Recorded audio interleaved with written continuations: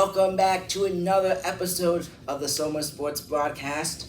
I am here with Jaden, Brandon, Philip, and of course I'm Benny. So let's get started with the varsity football win over Brewster. And once again, we had the honor to broadcast that game. We're now broadcasting mainly on YouTube, so make sure to tune in to the Friday night game. We don't know who Somers is playing next yet, but make sure to tune in for when that is. It will be on November 1st. Let's get started. So the game, Somers Tuskers taking on Brewster, and it started off great for the Somers Tuskers. A pick six by Logan Ruby to start the game to go up 6-0. Little after that, then Brewster gets a safety for Somers to go up 8-0. Then Mason Kelly gets a rushing touchdown for Somers to go up 15-0. Brewster scores a touchdown to make it 15-7. Then Mason Kelly scores another touchdown to go up 21-7. Mason Kelly then scores a third touchdown of the game to go up 28-7. And that is our score going into halftime, 28-7. In the second half, it was basically domination by Somers as they scored 10 more to win 38-7. The Somers Tuskers head to 7-0, while the Brewster Bears fall to 5-2. Now, take a look at our post-game interviews. So I'm here with, Mason Kelly. and how's your game today? It was a tough one, certainly. We knew we were coming into a really tough opponent. We knew they were physical. We knew they were strong up front. And we knew we were going to have to do everything correctly if we wanted to pull away with that one in the way that we did. And I think we certainly did that tonight. Are there any challenges you had to overcome today? Oh, yeah, for sure. I mean, there were times where I was making the wrong cuts or I just wasn't hitting a hole that I should have, or times where sometimes a lineman would lose a block. And you know what? I can't blame my lineman for that sometimes, and I got to take accountability for the mistakes that are my own. What does this victory mean to you? I think it just proves that how dominant we've become going further into the season. I think we started slower than we would have liked, referring to Game 0 and Game 1. And I think by now we've really proved that we are the most dominant team in Section 1, and we're going to keep doing that to every team that crosses us. All right, thank you. I'm with Cameron Violante. Tristan Iglesias. All right, so what do you think is the strongest aspect of your team? We're strong. We're balanced all around on defense, offense, special teams. No matter what it is, we're balanced. I mean, our offense, defense, special teams all played great, but our special teams has been on fire all year long. I think that's gave us a good head start to the year. Best aspect of our team, I think our skill is very good, very dominant. Just honestly, all around, our team, we play as one family, which I think is great and that you need as a team. So that's where I think, this is one big family, and, can't wait for the next one. All right, and how do you think the next week's game is going to go? Who knows? I mean, Lakeland hasn't been close compared to other opponents, so we'll see. I think we could steamroll them, but we'll see. Lakeland's a great football team, but I think we play our game, we should come out on top. Again, coming out with family, if we just come out with that mindset that we're one big family, I think we'll do great. I don't think we've really played Lakeland a lot, so we don't really know, what they got. But we're going to be watching film during the week, working hard during the week, and we're going to come back ready to go. All right, and last question. Somers dominated Brewster. Was it as easy as it looked? It really wasn't. They were big. They were physical. It was much harder than it looked. I know the score says otherwise, but it was harder. We just played good.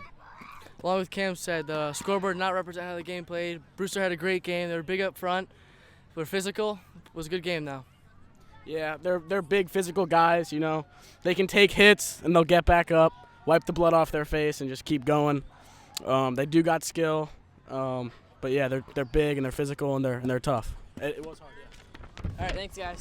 Thank you. So the Somers Tuskers boys varsity volleyball sadly lost against Croton Briarcliff, a long-term opponent and rival for the boys volleyball.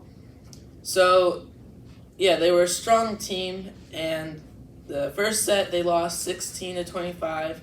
Then they won the second set 25-20. And then they lost in the third set, 20-25. Now here are the interviews from that game. I'm with Jordan Danian, Simon Sabo. All right, and so what do you think of today's game? I definitely think we could have played better compared to our tournament that we had on Saturday. I feel like our energy was a bit low, but we still played well. Kept up the energy. Based on previous games, I feel like we did much better against them. Like previously, we didn't do so good, but I feel like we grew as a team and we played much better together. All right, now what were you thinking about the game before playing? I was thinking, again, what happened on Saturday, our tournament, our energy was high. I felt like it was going to be the same thing again. I felt like everybody was going to be energized, be ready for the game. I was also pretty confident that we would win. I feel like we would at least go to fourth or fifth set, but clearly it didn't go that way. But, I mean, I feel like we did fight until the end, and I feel like we did give it our all. Yeah, that's definitely what you need on a team. And now, how does being on the team affect you? Being on this team is a really great opportunity to make new friends. I love the people that play this sport. I love playing this sport. It's really fun. I feel like a lot of people are new to this sport, and I feel like a lot of people did improve very, very much since the beginning of the season. Last question. How do you think next week's game is going to go? Hopefully it'll go great. I'm going to do my best to energize everybody, get them ready. I always have to bring up the energy, so we're going to be prepared. Like Jordan said, we need to have a lot of energy. We're playing against Yorktown, and I feel like they're a pretty good team this season too. And I feel like just as we played against the tournament, I feel like if we play like that, then we should be able to beat them next year. Burn the crop. Okay. All right. Good luck next week. Thanks, guys. Here we are. We are getting ready for the World Series. We are recording this on October 25th for Game 1. You will be seeing this a few days after. But just where we are right now, how we got here. Yankees beat the Guardians in Game 5 after Juan Soto locked it down with a 3-run home run in the 10th inning. And Dodgers win versus the Mets in Game 6 after some very high-scoring games. Some of the scores were around 10-2. So now we're going to jump into some predictions. What do you guys think is going to happen with the World Series this year? All right, so I think the Dodgers are going to take it in 6. I think it will be an exciting series. I think the Yankees could win the first game and the third game, but I think the Dodgers win it 4-2 in 6 games. All right, I think the Yankees are going to take it in the last game. I think it's going to be a tough match, but I think Yankees are going to take it. I think the Yankees are going to get it in 7. I think they're going to be down maybe 3-1 or 3-2. Then they're just going to come back, win it in 7. It's going to be pretty exciting to see. This is going to be a very exciting World Series. Very good. Amazing players on both teams. On the Yankees, you got Judge, Soto, Stanton, going up against Ohtani, Betts, and Teoscar Hernandez. But I do think in the end, sadly, the Dodgers are going to take this World Series in Game 7. All right, folks, so now I want you guys to, there's going to be a QR code or link or something up here. I want you guys to go into it and vote for who you think is going to win the World Series this year. And let's see the results, which we'll share in next week's episode. All right, so now we have Benny's fastest 3 minutes of NFL Week 7. Hello, folks. What an exciting week number 7 in the NFL. We had a Super Bowl rematch. And the Packers and the Texans, 2-star QBs. We had the Lions and the Vikings, 4-1, 5-0. But let's get started with a Super Bowl rematch. Chiefs go into it 6-0. Niners go into it at 3-3. Here we go with the fastest 3 minutes. It was Mahomes scrambling, Mahomes rushing, going all the out of bounds. But the Chiefs will become victorious here. The 49ers do not get their revenge for the Super Bowl today. Chiefs win 28-18. On Thursday Night Football, Sean Payton headed back to his home playing the Saints, the team he coached for years. And he and the Broncos dominated against the Saints. It was domination all night. There another fumble for a pick 6. Broncos are 4-3. Saints have lost 5 in a row. Lions taking on the Vikings. Vikings sitting at 5-0, but the Lions had other plans. Amir Gibbs with a great game on my fantasy bench. Jake Bates to kick the winning field goal from the XFL to the NFL. Lions are 5-1. Vikings lose their first game of the year. We had another exciting matchup. CJ Stroud versus Jordan Love. Jordan Love here, a deep pass to Wicks for the touchdown. But a big game for Joe Mixon, making it close with the Texans leading with a few minutes left, putting the Packers in field goal range to win. And McManus just signed to the Packers. Packers win. Both teams are 5-2. In the Titans vs. Bills, the Bills took a little while to get started, but a beautiful touchdown here to Amari Cooper. Bills win 34-10. Panthers vs. Commanders, Jaden Daniels out early, but no problem. Marcus Mariota lead the Commanders to a commanding win over the Panthers. Eagles vs. Giants, Saquon returning back home to the team he played on for years, and it was the Eagles and Saquon Barkley dominating today. Eagles win 28-3. Falcons vs. Seahawks, but it was the Seahawks dominating all day. Geno Smith to DK Metcalf, 34-14. Seahawks win. Browns vs. Bengals. Burrow is 1-6 against the Browns, but he is gonna go all the way. Jones to the end zone to start off the game. Bengals prevail. They're 3-4. Colts vs. Dolphins. Anthony Richardson's first game back. Colts get the win 16-10 and are now 4-3. The Rams take on the Raiders, and it was the Rams dominating all day. The Rams getting their second win of the season, winning 20-15. Now in London, the Patriots take on the Jaguars. Drake May's second start. The Patriots get off to a hot start, but it was the Jaguars dominating all day. This kickoff shows how the game went after the first quarter. Jaguars dominate, winning 32-16. Monday Night Football, we have the two former Heisman Trophy winners taking on each other, but it was a bad night for the Buccaneers. Not only do they lose Mike Evans for a few weeks, but they lose Godwin for the whole season. The Ravens dominate. The Bucs make it close at the end. Ravens win. They're 5-2. The Bucs fall to 4-3, and the rest of the season looks a lot more tougher for them. Chargers vs. Cardinals. Monday night, both teams looking for a big win. It's gonna be Kyler Murray. He is gonna go all the way. Cardinals move on to win. Chargers only get field goals, and the Cardinals are gonna win. So next up, we have the NFL predictions for Week 9. For my first game, I think the Eagles are going to win against the Jaguars 28-21. And I think for my second game, I think the Dolphins are going to win against the Bills 21-14. What about you, Brandon? I've got the Cowboys and Falcons. I've Cowboys taking this game 36-5. Very close matchup. And then we have the Chiefs and Buccaneers. I just don't see this going well for the Buccaneers. I have the Chiefs taking this one 42-28. Philip? I got the Bills beating the Dolphins about maybe like 35-13 or 14.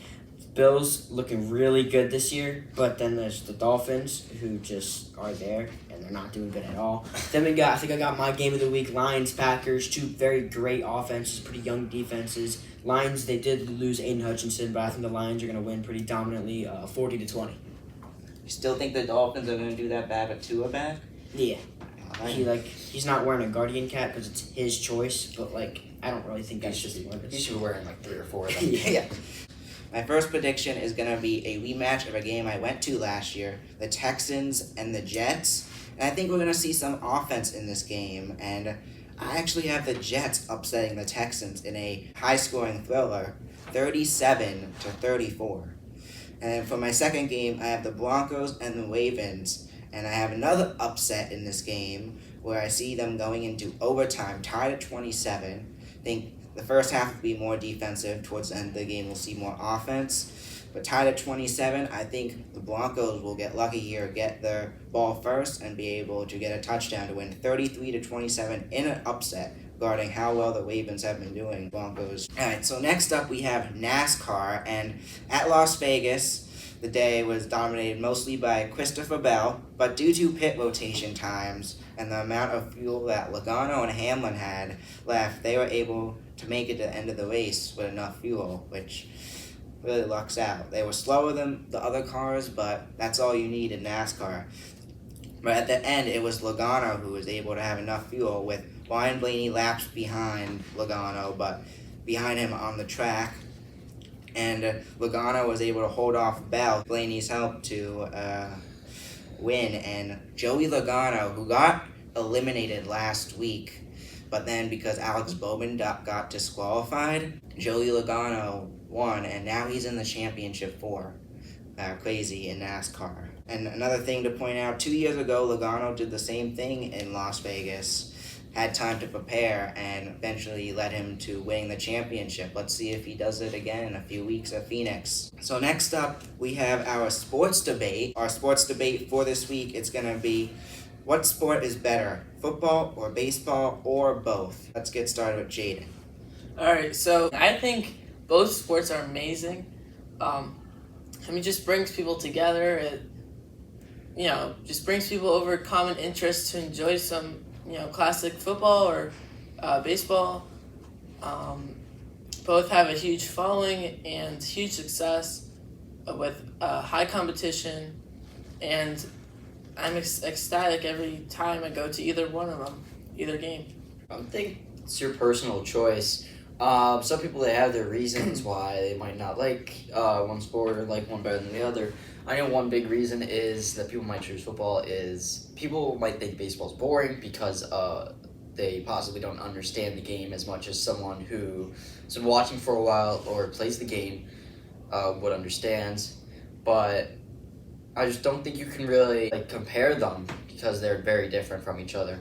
I think football. So I'm a pretty big football fan, obviously, and when I go to football games with my dad or my mom and all that. They all love it. They've kind of raised me into it. I've gone to a couple baseball games. I've left fifth inning, sixth inning because it kind of got boring. But football is very physical and it kind of brings out a lot in you. And I just that's why I think football is better. I'm gonna say I like football better, and there's many reasons. Football is a sport I've been watching since I've been little, and a sport I've always loved. I think it's exciting.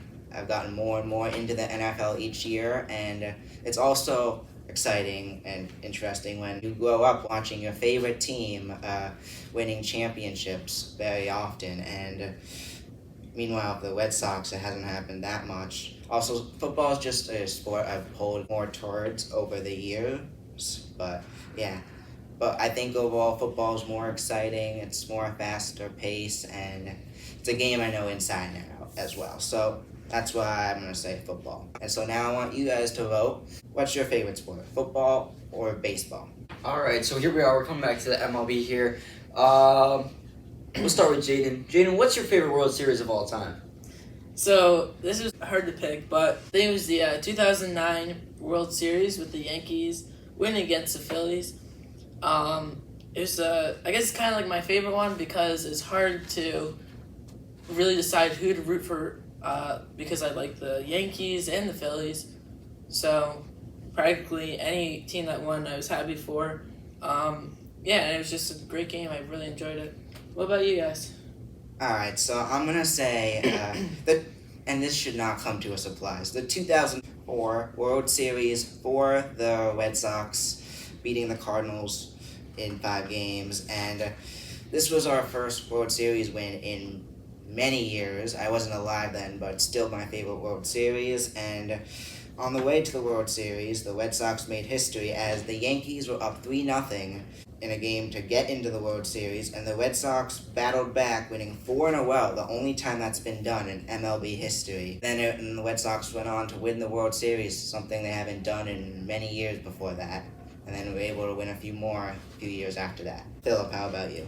I think it was the 2009 Yankees. I don't really watch too much baseball, but last year me and my dad and some people were watching all these different World Series, and the one that came back was always them because they were just so dominant in almost everything. It was really good to see that. So I think it's the 2000 World Series. What about you, Brendan? I have to agree with both Jaden and Philip here. I have the 2009 World Series as well. The Yankees took that one. It was the last time they were in the World Series. I was alive for that. I was less than 1 year old. I don't remember it, obviously, and I hope that they can do it again so that this time I can remember, because I know I will definitely remember this insane matchup that we have this year. Yeah, it's great for the Yankees to be in the World Series again. Yeah. So now we're going to go to our 2024 NFL division winners. This is something I've actually been pretty excited for. So let's start with the AFC East. I think we just go down the line. I think it's going to be the Bills to take it. What do you think? I've got the Bills as well. And to no surprise, I've got the Bills as well, as the other teams not looking so good to start off the year. All right, now we'll go to AFC North. I got the Ravens taking this. Derrick Henry's basically just shining in that offense. I thought he'd be washed like Zeke, but I guess he just came back. I've got the Steelers taking the North. And I've got the Ravens. They're just looking too good right now. Derrick Henry, Lamar Jackson just playing great football. I think they're going to continue. And personally, I think they're going to get the number 1 seed in the playoffs this year as well. So now we got the AFC South, taking the Texans. CJ Stroud's looking very mid this year, if I'm being honest. But I still think he's going to get it. I've got the Colts taking the South. And I've got the Strouds Texans taking the South. I think the Strouds have played much better football than the other teams in the division currently. Now we got the AFC West. I think this is the most obvious one. I got the Chiefs taking it. Oh, I've got the Chiefs too. They're going to be back in the Super Bowl again, as much as we hate to see it. And yeah, my obvious choice is the Chiefs for this one. So now for the NFC East. Never would have thought I'd say this coming from a Giants fan. I think the Commanders are taking it. Jaden Daniels is looking phenomenal. He's looking top 10 right now. And I think he's just outstanding. I think he's going to take it. As much as I hate to not say the Cowboys, for the NFC West, I have to say that the Commanders are taking this one this year. All right, so they got the Commanders, but I think it's going to be, when it comes down to it, the team that has more experience. The Commanders are doing great with Jaden Daniels playing great. I don't see it lasting as long. I think the Commanders could make the playoffs, but there's a better team in the division, and I think that is the Eagles. Thanks, Benny. All right. Now we got the NFC North. I got the Lions taking it. I know they just lost Aiden Hutchinson, but they are phenomenal. If you saw that win over the Vikings, you would just know they're just stopping their 5-0 streak, going 5-1. Now they're looking like an amazing team this year. I've got the Vikings. They've been doing pretty well for themselves. I was a little bit surprised with how they're doing. And I've got the Packers, and the reason why I didn't say the Lions is I think Lions would have more than enough to win it, but without Aiden Hutchinson, it hasn't affected them yet, but I think it's going to affect the Lions a bit. I think they could still make the playoffs, but this division's too good, and I think the Packers are the team to beat. I also didn't put the Vikings because they've been doing good, but when it comes down to it, there's a bunch of games coming up in their schedule, which is going to be tough for them to win. So I think it's going to be an exciting division. Bears, I should mention, I think they're not going to... They've started off great, but they're not going to continue their great success, at least this year. But I think when it comes down to it, it's going to be the Packers who are the best team. As I think they look the best overall. Now we got the NFC South. I got the Bucks taking this. I know they have a lot of injuries. I know Mike Evans, Chris Godwin. But I think after that bye week, I think Mike Evans is coming back. I think their rookie, Bucky Irving's going to come back. I think K. Otton's going to step up. I think Baker's going to step up. Yeah, defense is going to step up. And I think they're going to take it in the NFC North. South. What do you think, Brandon? I think I've got the Falcons are going to take the South this year. Throughout the season, I would have said the Buccaneers easily, but that Monday night game, I think, just ruined the Bucs season, and seeing what happened, losing their, not just one of their great receivers, both of them, and I think because of that, the Falcons are a great team that it's gonna be hard for them to be better than the Falcons with losing those key players, even if Evan comes back this season, and I think it's gonna be the Falcons. All right, now we got the NFC West. This one's, I think, also pretty obvious. I got the 49ers. I know they're basically the same as the Bucs. So many injuries. CMC's out. Brandon Ayuk, Debo. I think Debo has like pneumonia or something, but he should come back. But I think they're going to step up. I think Kittle's going to step up. I think Juwan Jennings is going to step up. And I think the Niners are going to take it. Yeah, I think the Niners too. They're just the only team in that division that I can see winning it. All right, and I think the Niners as well. CMC comes back in a few weeks. The division hasn't been looking the best. I think there's a lot of stuff that can go in the Niners' favor besides losing Brandon Ayuk. And I think the Niners, they were just in the Super Bowl. They should be able to win the division easily.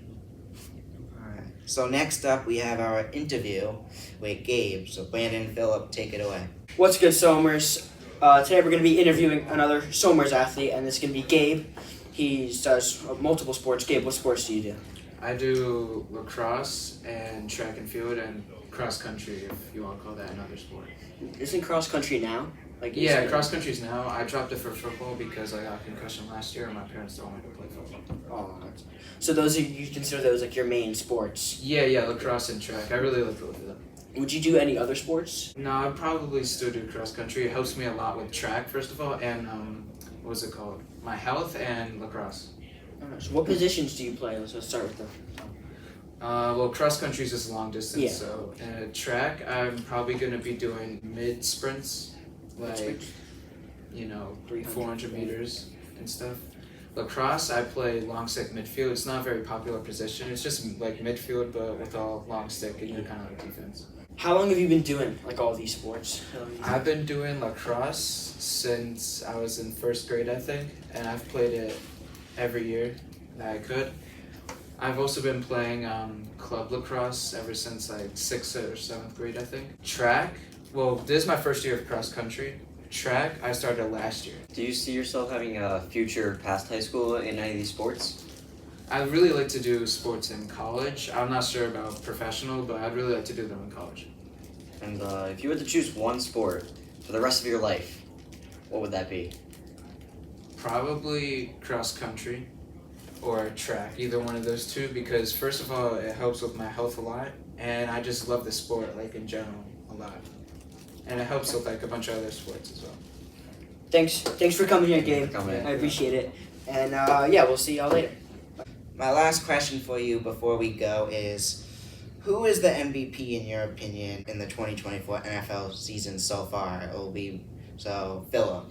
I'm gonna think it's Josh Allen. I'm a little bit of a Bills and Giants fan, but Josh Allen has been looking phenomenal. He's only had, I think, like 2 bad games, but everything else, you see his great plays, you think, oh, it's just normal, but you hate on that one bad play. I think this year he's going to overcome Lamar, he's going to overcome Mahomes, and I think he's going to win the MVP. What do you think, Benny? I think it's going to be Lamar. He's just been playing amazing football week in and week out since their week 2 loss to the Raiders. And I think besides the Broncos this week, they're going to continue to be a top team in the AFC. We are the Summer Sports Broadcasting Club. See you next week.